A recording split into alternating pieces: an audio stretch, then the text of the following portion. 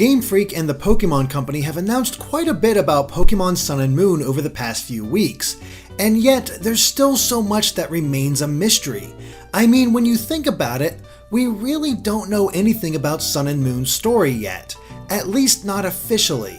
But what if I told you that we actually might know a lot more than it seems, and that it includes an epic story that spans several Pokémon generations and involves Project Azoth, Alchemy, and planetary alignment? Sounds pretty far-fetched, right? Yeah, we thought so too. At least when we first read the theory that one of our fans, Reddit user Kalos Pokemon, shared with us. But upon looking into it deeper, we're thinking she may just be onto more than even she realized. And it's something that's become more complex than we ever could have imagined. So we're going to try our best to break it down and give our thoughts on what might possibly be the basis of Pokemon Sun and Moon's story. But first, we need to establish some background information. Specifically around Project Azoth, which, although it wasn't known by that name until Omega Ruby and Alpha Sapphire, had its origin in X and Y. It's there that we met AZ, the king that used the ultimate weapon to end the Pokemon War 3,000 years ago by destroying both sides, as well as resurrect his beloved lost Floette. However, because the weapon was powered by Pokemon Life Energy, later called Infinity Energy, Floette abandoned AZ. He was left to wander the world alone, unable to die as the weapon had granted both him and Floette eternal life. By the end of X and Y, the protagonist prevented Team Flare from using the ultimate weapon again to destroy all life on the planet. This eventually resulted in the revelation of Project Azoth in Omega Ruby and Alpha Sapphire's Episode Delta Epilogue, with its stated goal being to return everything to the beginning. But the ultimate weapon caused more than just AZ's immortality. The after effects irradiated special stones, creating what is now known as Megastones. The Devon Corporation in Hoenn eventually heard about this energy and developed it into Infinity Energy for the betterment of both man and Pokemon. But Infinity Energy still uses the life force of Pokemon. In contrast, Primal Reversion is achieved by either Groudon or Kyogre absorbing natural energy into their body. The outcome of Primal Reversion and Mega Evolution is the same. The Pokemon achieves a temporary form to become more powerful, but the difference lies in the source of the required energy. While the possible dangers of natural energy is never addressed in the games, the effect of Pokemon Life Energy is felt during Episode Delta of the 3rd generation remakes. The protagonist of Omega Ruby and Alpha Sapphire is able to stop the respective team's last-ditch effort to activate Project Azoth by detonating a rocket full of Infinity Energy and destroying the world. As Kalos Pokemon notes, the story of AZ, the ultimate weapon, Infinity Energy, and Episode Delta all contains the themes of destruction and new life, the end and the beginning. And this goes even further with AZ's name containing the first and last letters of the alphabet, while Omega Ruby and Alpha Sapphire obviously contain Alpha and Omega. Again, the first and last letters of the Greek alphabet. And finally, the newest Pokemon movie that's releasing, Volcanion and the Mechanical Magiarna, takes place in the Azoth Kingdom. Between all of these connections, it makes sense that Pokemon is building toward something. Okay, still with me through all that backstory? Great. So here's the thing. The word Azoth is something that actually exists in the real world. It is considered a universal medicine or universal solvent in alchemy, which is basically the medieval version of chemistry.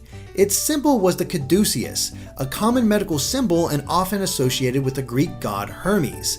Eventually, this association led to Azoth becoming a poetic word for Mercury, the Roman name for Hermes. But here's where it gets interesting.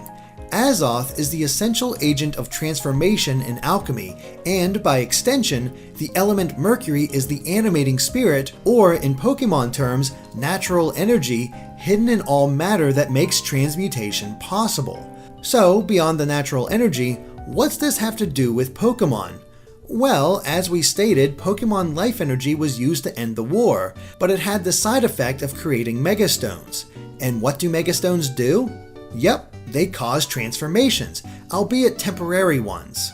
Referring to this event with the project named Azoth is meant to reference these changes, since Azoth is literally a key component in Mega Evolution, just as it is in Alchemic Transformation.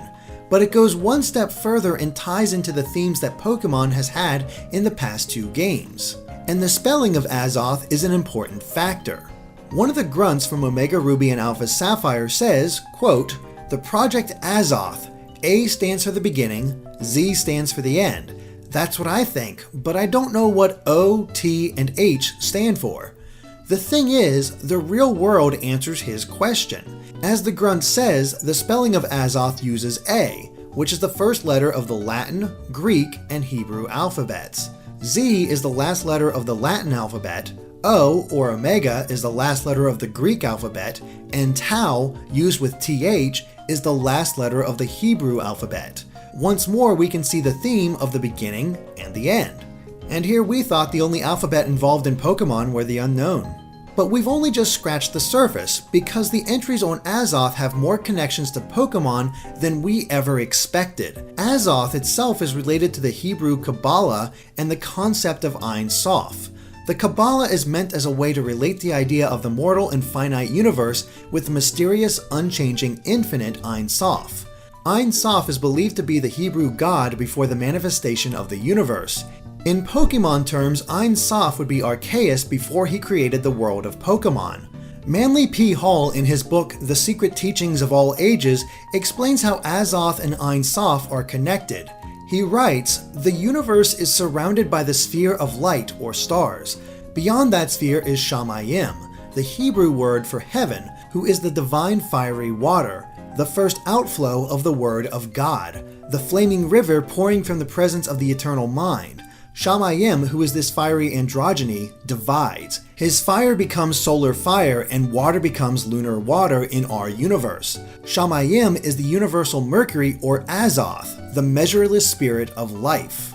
That excerpt from Hall essentially states Shamayim was the first creation of Ein Sof, and the name Shamayim, which can also mean sky in Hebrew, is awfully close to the name of the mythical Pokemon, Shaman.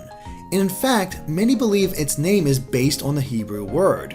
The problem is, Shaman has no explicit relationship to Arceus. Even its Pokedex entries talk more about its relation to flowers. All we can see is that Shaman comes right before Arceus in the national dex. Yet this may connect to the new legendary Pokemon, Solgaleo and Lunala, as well. After all, Hall's excerpt mentions how Shamayim divided to become solar fire and lunar water. Is it really possible that Shaman's role may be expanded to fit these stories? We're not sure, but the Azoth and alchemical connections to Pokemon don't end there. Eliphas Levi wrote in his book, Transcendental Magic, that, quote, "The Azoth or universal medicine is, for the soul, supreme reason and absolute justice."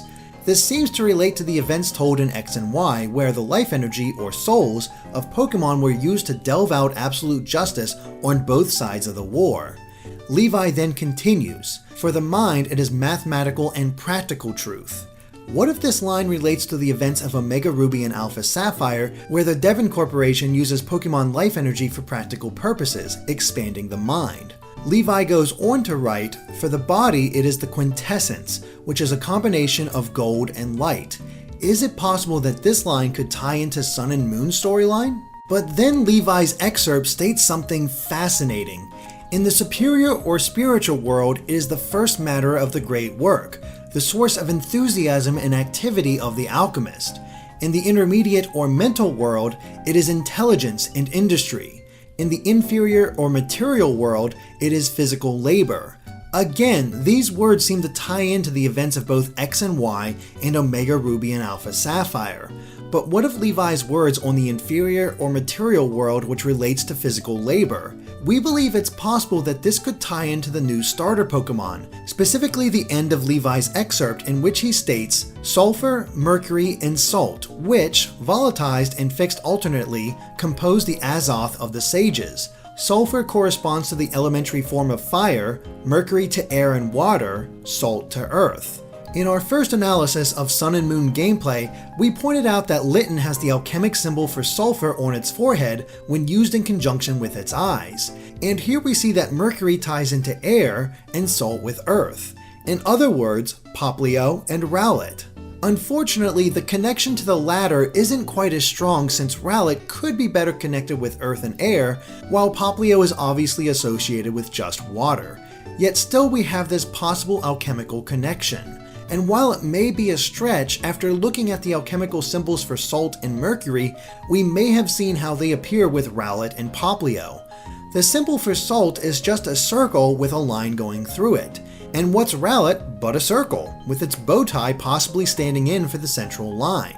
However, Poplio is a bit more of a stretch as its body might be forming the symbol for Mercury when it poses. Its torso could be the base with its outstretched arms, while its round nose or head could form the circle and its upturned ears would be the curves on top. In fact, much of Poplio's facial features are rounded like the upper part of the symbol.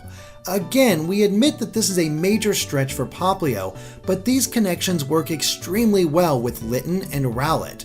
Could it be that the starters actually represent the 3' materials of alchemy? Before we move on, we want to point out a fascinating connection between Alephus Levi and Pokémon. We mentioned before how the newest Pokémon movie will take place in the Azoth Kingdom and features Volcanion and Magiarna. But one of the new human characters is named Alephus, who created Magiarna 500 years before the movie takes place. It cannot be mere coincidence that Pokémon is referencing both Azoth and Alephus in the same movie. And this goes even further thanks to Kalos Pokémon. More research on Azoth reveals that it is known in alchemy as the Universal Solvent, Universal Cure, and the Elixir of Life, embodying all medicines as well as the first principles of all other substances, namely sulfur, mercury, and salt. Azoth has also been named the Universal Life Force, with it not only acting as the animating energy of the body, but the inspiration and enthusiasm that moves the mind.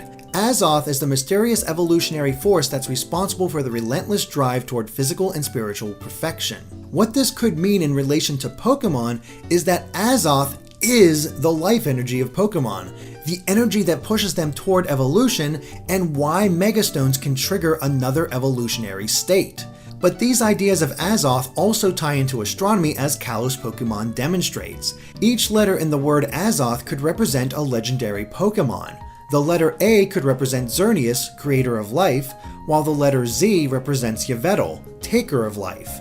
As we stated before, O represents Omega, which is also used in astronomy as a ranking of a star's brightness within a constellation. Continuing from this idea, O would represent Solgaleo, the sun emissary who shines brightly. Finally, TH represents Tau, which astronomy uses as a measure of optical depth, or how much sunlight can't penetrate the atmosphere. This makes the connection to Lunala, the moon emissary that prevents light, all the clearer. Returning to alchemy, Kalos Pokémon points out that there are 7 classical planets, though the sun and moon are included in those 7. Each relates to the metals of the classical world, and from here, we can see some of the other possible inspirations behind Solgaleo and Lunala. The sun in different cultures was represented by the heart, soul, kings, gold, and the astrological sign Leo, which is a lion.